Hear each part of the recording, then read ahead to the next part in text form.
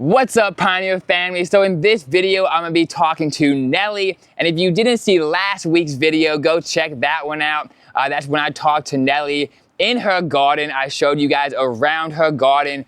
She talked about all the medicinal plants that she's growing, all the herbs that she's growing, how she uses those herbs. We looked at her chicken coop.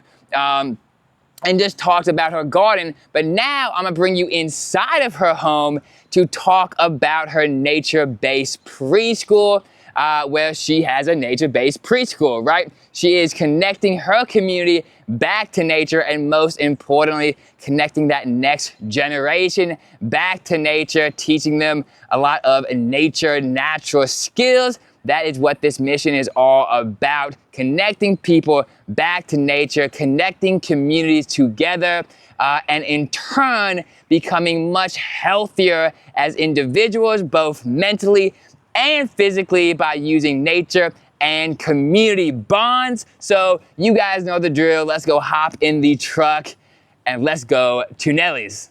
All right, so we are with Nelly, and she just showed us her gardens. If you haven't seen that video, you can go check that one out. But we are at her preschool, her nature preschool, and now we are inside, and she's gonna kind of show us around the room where these kids are learning. So this is my Nature Academy little preschool, and we serve children 3 to 6.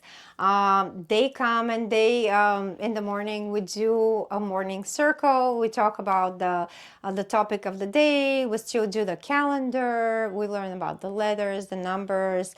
We were exploring the earth science this week, so they read dinosaur books, and we have different little centers. So we have books everywhere. I love books. I love kids being exposed to literacy and to nature. So this is like a little reading nook. We do the Pledge of Allegiance. They have to know, they have to learn. We do arts, we do crafts, we do science. They made dinosaur fossils, and they had to break the dinosaurs free out of the fossils this week. That's awesome. Yes, and I provide the morning snack for the kids, but they bring their own lunches. And my school goes only Monday through Thursday, and it's only for a few hours because I believe it's very beneficial if it's intense and short. So it's open from 9 until 1 o'clock, and they have the dramatic play center, and we turn it into a coffee shop. Sometimes it's a store, sometimes it's a flower shop, and they have little science center. We very actively play. I believe in the power of pretend play. That's how they learn their behaviors when they grow up. So they pretend they're parents, they pretend they're teachers, and they pretend they're different community professions. So it's very fun to watch and very rewarding. We have real babies. We did derby, horse races. That's why my horses are still here.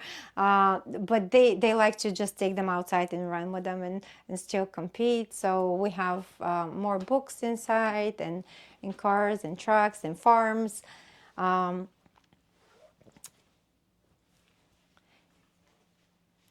And this is real nature-based. So obviously we're inside now. Yes, But you yes. have that beautiful garden outside. And so do you teach the kids, how to garden, how to just be out in the soil, how to homestead, and all that stuff? Yes, yes. So I believe children should be exposed to nature, and it's so beneficial for them to go outside, especially early in the morning, because the sun helps them to produce their serotonin and dopamine, so it makes them happier, it makes them calmer. And in the mornings especially, we feed the wild birds, they feed my chickens, they have morning chores, we have our rabbit, we have a guinea pig, we have a very old hermit crabs.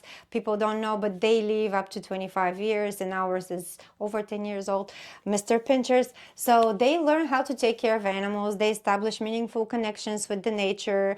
We have different flashcards and books on animals, so whenever they see a species, they can identify it, and they say, oh, there is a blue jay, and there is a female cardinal, and they call them the police officers and the firefighters. So, but it's very very cute and very rewarding, and they learn so much better. My own child, she had troubles learning at the traditional schooling system, so every time she would come home, we used to have a baby cardinal that we raised because my cat was about to eat it. But anyways, my child would come and she would read to Chirpy. She would snuggle with Chirpy, and she would read books to my bird, and that made her so happy and so calm. And she would climb the peach trees, and she would pretend to be on a flying dragon, and it really helped her with her reading. So that's what I'm providing. I'm providing a magical environment where kids create memories, and it's more like the olden days, and it is a home-based preschool. But I'm a certified teacher in the state of Kentucky, so we still follow a curriculum, and they learn so much. I have 4-year-olds that read on a first grade level, and they do math problems. So it's super fun and rewarding for the kids. Yeah, and I think it's so important because a traditional school, and I'm not necessarily hating on it, but I just think, sitting in a classroom for 8 hours and not really going outside, and probably getting fed this.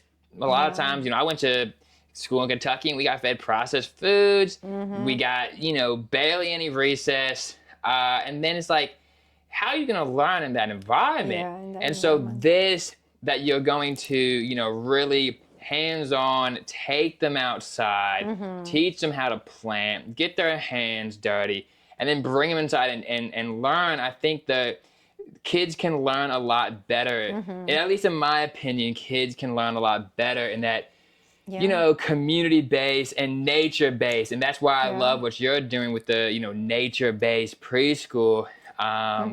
They're very surprised when they get the very first chicken eggs from the chicken coop. They're so surprised that they're warm, and they go, "Oh, but Miss Shapova, the eggs are warm." And I'm like, "They come out warm. They're supposed to be warm." So they learn so many like simple things, and many people don't need that. But you don't even need a rooster to have eggs. Like I've had she was 67 when she asked me, a 67-old lady that asked me, like, how do you get eggs if you don't have a rooster? So there's simple things people have forgotten, and I would like to bring the kids back to awaken their knowledge that still stays inside. So I grew up in Eastern Europe. It's called Bulgaria, right next to Greece, and we grew up, the way we grew up is every single household had their own chicken coop. We all have our own garden, and it was so simple, and we had community. We learned how to process food together, so we always fermented the food in the fall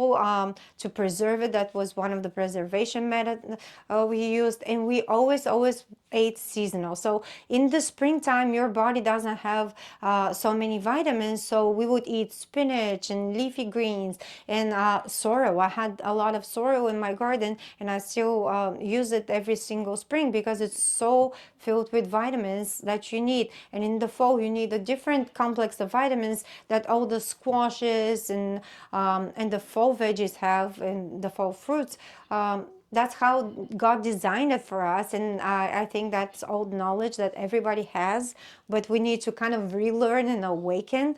I believe in creating community, and that's why what I do is so important. And it's important to start a garden, guys. If you don't have chickens, if you don't have a garden, plant some stuff on the porch. Even if you live in an apartment, that's how I started long time ago. We would plant like tomatoes and peppers on my balcony, and that's how you learn new skills. You learn about pest control. You learn what can happen to your plant if you don't water it or if you overwater it. So use your waiting room for a classroom and learn where you are right now. You don't have to wait for that big acreage. You don't have to wait until you buy the big property or the farm. You can start with few chickens. If you don't know how to take care of chickens, we can teach you. Or if you don't know how to start an herbal garden, there is help around you. There is somebody that can pass their knowledge to you, and you can learn from them. And then one more thing, 'cause I remember before we turned on the camera, you talking about just like breath work and meditation, kind of like before your day, and that you would play the kids some like calming Yes, yes. music. So how I start my days is always with breath work and with meditation. I have a dear friend, Cielo. She opened the first breath work in Louisville, Kentucky. She has a breath work studio. She offers classes for kids. But what I do is I would start my day with intention, with calming music, and whenever the children arrive, they can still hear it. And we do affirmations, and it's very sweet, and they learn to be kind to each other, to treat people with respect, and to treat adults with respect. And they always correct each other. It's so funny if somebody hears somebody else, they're like, oh, that is not very kind. So they learn about kindness and respect. And we do, if the weather doesn't permit for us to be outside and to be playing outdoors, we do a lot of yoga and mindfulness activities. We also do obstacle courses inside, and it's It's still so it's still important. fun. Yeah, it's still very important for them to move their bodies. And I'm very creative, so I make animal poses for the yoga, so they crack up laughing. And it's very important for their little human body to move and to learn in that way. No. So very important for people to learn how to regulate their nervous system, because that's why nowadays teenagers, they're so used to like quick dopamine from their phones. Like you see something, you scroll and you click, and it gives you sense of like happiness, like instant sense of gratification and happiness. And that's not real life. In real life, you have to work, you have to do something. It's always exchange of energy. I don't believe necessarily in like working 9 to 5 jobs. You can be creative, and you can I can teach you how to like achieve your dreams by manifesting, but it's very, very important to learn how to regulate your nervous system. So if you're frustrated, if something doesn't go your way, you don't have like a nervous breakdown and take a bunch of medicine that the Western doctor prescribes you. Right. So And learning that as yeah, a child is something that yes, I think, at least in America, sometimes, a lot of times we do not learn. And then yeah, you have to learn it when you're in your 20s or yeah, 30s, or some people never learn it.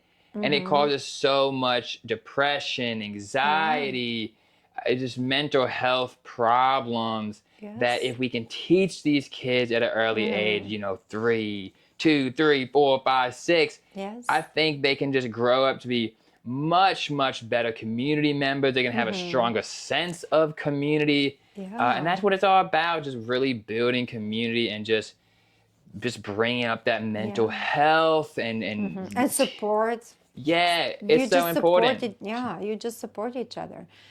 Love it. Yeah. So where do people find you?